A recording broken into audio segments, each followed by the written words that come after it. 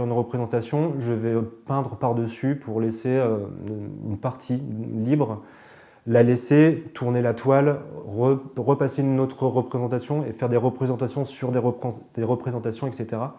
Ce qui fait que ça m'amène, et d'une manière concrète, cette idée de couche, cette idée de structure architecturale qui compose toute chose, de manière biologique, scientifique ou ésotérique, mais aussi de manière concrète, la construction simple de ma toile, en fait. Cette idée-là de construction, dont la déconstruction m'intéresse beaucoup parce qu'il y a une idée de maîtrise des choses, mais de laisser une place à l'aléatoire. C'est assez dingue de maîtriser l'aléatoire, en fait.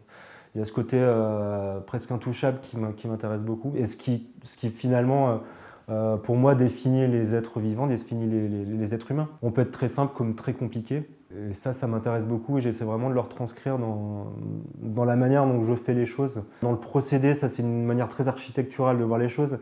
En contrepartie, il y a un côté très ésotérique qui se met en place, et quelque chose spirituel. Il y a une sorte de spiritualité qui rentre dans mon travail.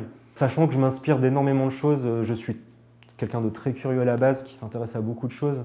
Je peux autant m'intéresser à des choses très scientifiques, très pointues, même si je ne comprends pas tout. Hein.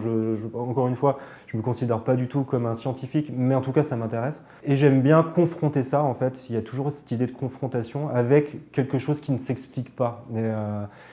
Et la spiritualité ne s'explique pas. La spiritualité se ressent, se vit, comme la religion, comme le culte, comme beaucoup de choses. Voilà, par exemple, je peux m'inspirer de la géométrie sacrée. Il y a le mot géométrie, effectivement, avec des formes et des lignes très précises. La géométrie qu'on peut utiliser en mathématiques, mais elle est sacrée. Et le côté sacré, en fait, la sacralisation des choses fait qu'il y a une confrontation ou une cohabitation, ça dépend comment on va traiter la chose, que je trouve très intéressante. Et dans ma peinture, que ce soit de manière visuelle, les couleurs que je vais employer, la matière que je vais employer, il y aura tout le temps cette idée de confrontation ou de cohabitation, en fait. Que ça soit joli, qu'il y ait de l'esthétisme, c'est l'un des buts premiers que je veux faire transparaître dans mes toiles, mais il y aura toujours ce côté en amont, ce côté, on gratte un petit peu derrière, on essaie de voir ce qui se cache derrière cet esthétisme-là.